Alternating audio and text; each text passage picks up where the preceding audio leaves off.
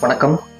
முருகன், கந்தன், கடம்பன், கதிர்வேலவன், வெற்றிவேலன், வீரவேலன், வேலவன், சுவாமிமலை ஆண்டவன், திருச்செந்தூர் குமரன், செந்தூர் வடிவேலன், பாலகுமாரன், பாலமுருகன், பால தண்டாயுதபாணி சுவாமி, சுவாமிநாதன், சென்னிமலை ஆண்டவன், குன்று இருக்கும் இடமெல்லாம் குமரன் இருக்கும் இடம். பெயர்கள் நிறைய இருக்கு அவருக்கு. கந்தப்பெருமானுக்கு, முருகனுக்கு பெயர்கள் வரிசையா நிறைய இருக்கு. சிவனின் மறு உருவமாய் இருப்பவர் முருகப்பெருமான். சிவபெருமான் யான கோலத்தில் மட்டுமே இருக்கிறவர். அவர் மக்கள்கிட்ட நேரடியா தொடர்புல இருக்கிறதுக்காகவே முருகன் அப்படிங்கிற அவதாரத்தை கொடுத்திருக்காரு நமக்கெல்லாம். முருகப்பெருமான் ஒரு தமிழ் கடவுள். மூலிகைகளை வச்சு மக்களை காக்கிறதுக்காக நவபாசானத்தை உருவாக்கும் போது அந்த நவபாசானத்தை கந்த வடிவத்துல, முருகன் வடிவத்துல பால தண்டாயுதபாணிங்கிற பெயர்ல உருவாக்கி வச்சிருக்கார் பழனிமலையில.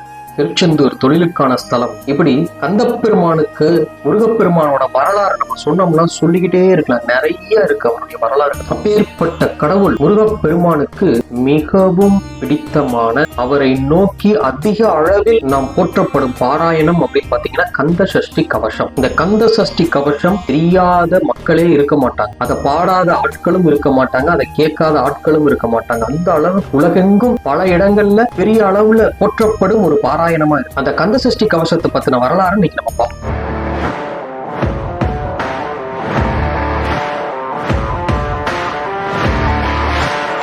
கந்த சஷ்டியின் 6 நாட்களிலும் ஒவ்வொரு நாளும் முருகப்பெருமானை நினைத்து ஒவ்வொரு சஷ்டி கவசத்தை இயற்றியுள்ளார் பாலதேவராய். 6 ஸ்தலங்கள் அவருக்கு, 6 படை வீடு. அதுல ஒவ்வொரு படை வீட்டிற்கும் ஒவ்வொரு சஷ்டி கவசம் வீதம் 6 படை வீட்டிற்கு 6 சஷ்டி கவசம் இயற்றியுள்ளார். இதுல இன்னைக்கு நம்ம புழக்கத்துல நம்ம அதிகமா பாடுற சஷ்டியை நோக்க சரவண பவனா சிஸ்டருக்கு உதவும் செங்கதிர் வேலோன் அப்படிங்கிற அந்த சஷ்டி கவசம் தான் அதிகமா பாடப்படுகிறது. அது திருச்செந்தூர் ஸ்தலத்தை நோக்கி மனதில் நினைத்து இயற்றப்பட்ட கவசம். அது ஒவ்வொரு கவசங்கள் வீதம் 5 கவசங்கள் இயற்றியிருக்கார். இது யாரும் அறியாத உண்மை. முருகப்பெருமான போற்றி பாடும் பொழுது அதுல முதன்மையான பாடல் எதுன்னு கேட்டீங்கன்னா அது கந்த சஷ்டி கவசம் தான். கந்த சஷ்டி கவசம் தெரியாத ஆட்களே இருக்க மாட்டாங்க, கேட்காத ஆட்களே இருந்திருக்க மாட்டாங்க. 270 வரிகள் கொண்ட இந்த சஷ்டி கவசம் பலருக்கும் இது மனப்பாடமாவே இருக்கு. இந்த அளவுக்கு இந்த சஷ்டி கவசம்ங்கிறது பக்தர்கள் மனதில் பயங்கரமா பதிஞ்சிருக்கு. ஒரு சிலருக்கு அது முழுசா தெரியலினாலும், நாங்கெல்லாம் சின்ன வயதுல இருக்கும் பொழுது, பல காலத்துக்கு ஒரு 15 வருஷம் 20 வருஷத்துக்கு முன்னாடி பெரியவங்க குழந்தைகளுக்கு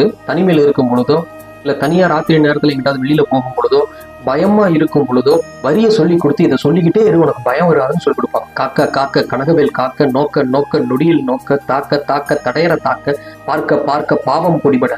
இந்த 4 வரிய எல்லாருமே சின்ன குழந்தையில அதிகமா சொல்லுவாங்க. சின்ன பயம் வந்தாலும் எடுத்துடனே இந்த வரிகளைத்தான் முருகனை நோக்கி பிரார்த்திக்க ஆரம்பிப்பாங்க. இந்த கந்த சஷ்டி கவசம் உருவான கதையை கேட்டீங்கன்னா ரொம்ப நிகழ்ச்சியா இருக்கும். இந்த கந்த சஷ்டி கவசத்தை எழுதினவர் பாலதேவராயர். அவர் மிகப்பெரிய ஒரு செல்வந்த குடும்பத்தை சேர்ந்தவர். இவர் பெங்களூர்ல ஒரு பிசினஸ் பண்ணிட்டு வந்திருக்காரு. அங்கேயே தமிழ் இலக்கியங்கள் பயின்றிருக்காரு. அது மட்டும் இல்லாம முருகன் மேல மிக அதிகமான பக்தி கொண்டவர் அவர். ஒரு தடவை இந்த பாலதேவராயருக்கு தீராத வைத்த வழி.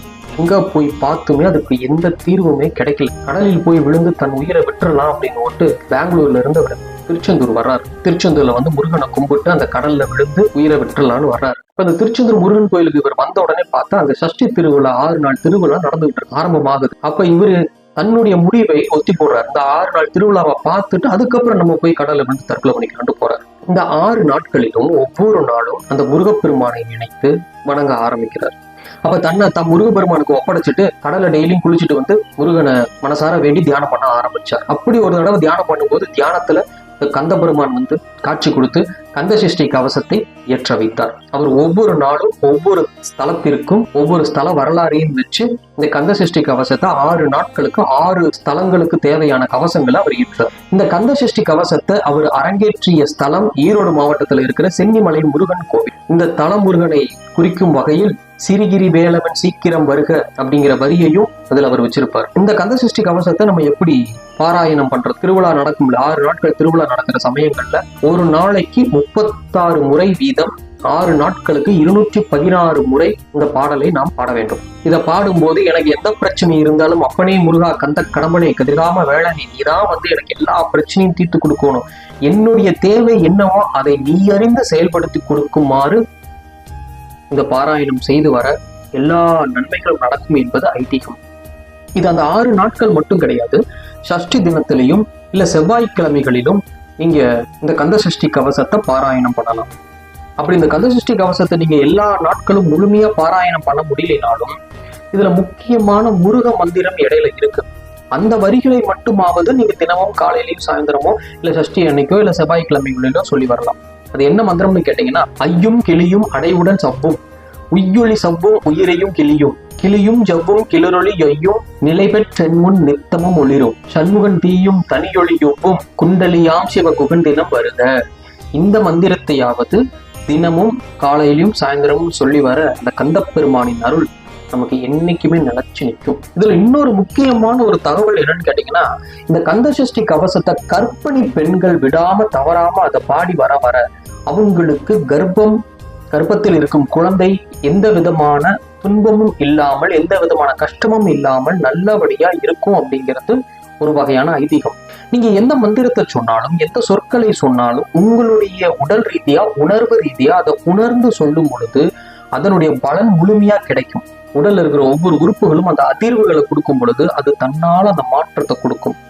அதே மாதிரி தான் இந்த கந்தசஷ்டி கவசத்தை நீங்கள் விடாமல் சொல்லி வர உங்கள் உடல் ரீதியா உணர்வு ரீதியா அதை உணர்ந்து நீங்க சொல்லி வரும் பொழுது அது உடம்புக்குள்ள வேலை செய்யும். இப்ப குழந்தை கர்ப்பத்துல இருக்கும் பொழுது கந்தசஷ்டி கவசத்தை மனசார நினைச்சு பாடும் பொழுது அந்த குழந்தைக்கு அதனால உணர முடியும். கர்ப்பத்துல இருக்கும் பொழுது நீங்க என்ன நினைக்கிறீங்களோ என்ன பேசுறீங்களோ என்ன படிக்கிறீங்களோ அது அப்படியே அந்த குழந்தை உள்வாங்கி அது மாதிரியே பிற்காலத்தில் வளரும் அப்படின்றத நம்ம கேள்விப்பட்டிருப்போம். அதனாலதான் பெண்கள் கர்ப்பிணியா இருக்கும் பொழுது நல்ல விஷயத்தை பத்தி மட்டும் பேசுவாங்க, நல்ல புத்தகத்தை படிக்க சொல்லுவாங்க, நல்ல சூழ்நிலைகளை உருவாக்கி வச்சிருப்பாங்க. இந்த மகாபாரதத்திலையும் கூட ஒரு இடத்துல அபிமன்யு வயிற்றுல இருக்கும் பொழுது கிருஷ்ண பரமாத்மா சக்கர வியூகத்தை உடைச்சுக்கிட்டு எப்படி உள்ள போறதுங்கிற சூட்சமத்தை சொல்லி கொடுத்துட்டு இருப்பார், பாஞ்சாலிட்ட சொல்லிட்டு இருப்பார். அப்ப அந்த பாஞ்சாலி சொல்ல சொல்ல உள்ள இருக்கிற அபிமன்யு அதை உள்வாங்கி உணர்ந்துகிட்டே இருப்பாங்க. பாஞ்சாலி தூங்கின உடனே இவர் இதை விட்டு எப்படி வெளியில வரணும் அப்படிங்கிற சூட்சமத்தை சொல்லி கொடுக்காம விட்டுருவார். அப்ப அந்த குழந்தைக்கு சக்கரவியூகத்தை உடைச்சுக்கிட்டு எப்படி உள்ள போறதுன்னு தெரிஞ்சும் ஆனா அதை உடைச்சுக்கிட்டு எப்படி அதுல இருந்து தப்பிச்சு எப்படி வெளியில வர்றதுங்கிறது தெரியாது. மகாபாரத போர் நடந்துகிட்டு இருக்கும் போது அபிமன்யு அதே மாதிரியே சக்கரவியூகத்தை உடைச்சுக்கிட்டு உள்ள போயிருவார். யாருனாலையும் முடியாத ஒரு செயல். அந்த கருவுல இருக்கும் பொழுது அதை கேட்டு உணர்ந்ததுனாலதான் அவ்வளவு எளிமையா எந்த பயிற்சியும் இல்லாமல் அந்த சக்கரவியூகத்தை அவரால் உடைக்க முடிஞ்சது. அவ்வளவு பலம் அந்த கர்ப்பத்துல இருக்கும் பொழுது ஒரு விஷயத்தை அந்த குழந்தை உணர்றது அவ்வளவு பலமா அது அவங்களால உள்வாங்கிக்க முடியும். இந்த கந்தசஷ்டி கவசத்துல வர்ற ஒவ்வொரு வரிகளையும் நம்ம உணர்ந்து அதை சொல்லும் பொழுது அது உடல் ரீதியா அந்த குழந்தையை உணர ஆரம்பிச்சிடும். கர்ப்பத்துல இருக்கிற குழந்தை உணர ஆரம்பிச்சிடும். ஏன்னா அதுக்கு உணவு, அதுக்கு தேவையான மூச்சு காத்து இதெல்லாம் தாய் கிட்ட இருந்து தான் வருது. அதே மாதிரியே அந்த தாய் என்ன கேட்கிறாங்களோ அதை அவங்க தானா உணர ஆரம்பிச்சிடுவாங்க. அந்த ஒரு சில வரிகளை நான் சொல்றேன், நல்லா கேட்டுக்கோங்க.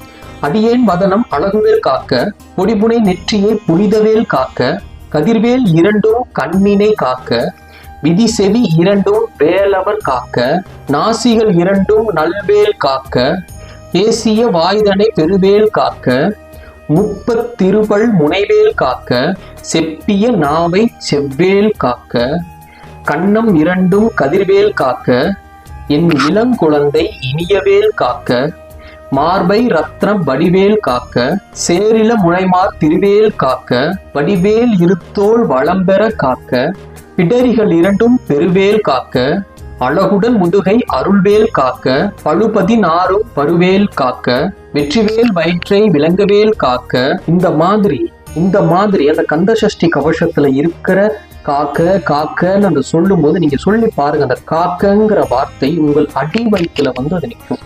அப்ப அடி வயிற்றுல அது நிற்கும் போது அந்த குழந்தை இருக்கும் கர்ப்பப்பையில அந்த உணர்வுகள் அதிகமா இருக்கும். அப்ப இந்த சொற்களை நீங்க சொல்ல அந்த குழந்தைகள் உணர அது தன்னுடைய உடலில் இருக்கும் அந்த பகுதிகளை உணர ஆரம்பிக்கும் பொழுது அந்த பகுதிகள் கண்ணு, காது, மூக்கு, வாயு, தொண்டை, தோள்பட்டை, முதுகு, காலு, பிட்டம், இதெல்லாம் வயிறு, இதெல்லாமே அவங்களுடைய உணரும் பொழுது தானா சரியாகி அது நல்ல ஒரு எந்த குறைகளும் இல்லாமல் நல்ல ஒரு உருவமாக வெளிவர ஆரம்பிச்சிடும். இதுதான் கந்தசஷ்டி கவசத்தின் சூட்சமமான அழகிய விளக்கம்.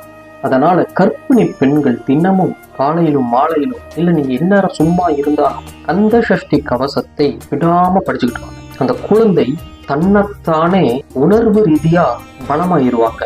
உணர்வு ரீதியா அவங்க உயிரோட்டம் ரொம்ப தெளிவா இருக்கும். கந்த கடம்பனுக்கும் கதிர்காம வேலனுக்கும் நன்றி.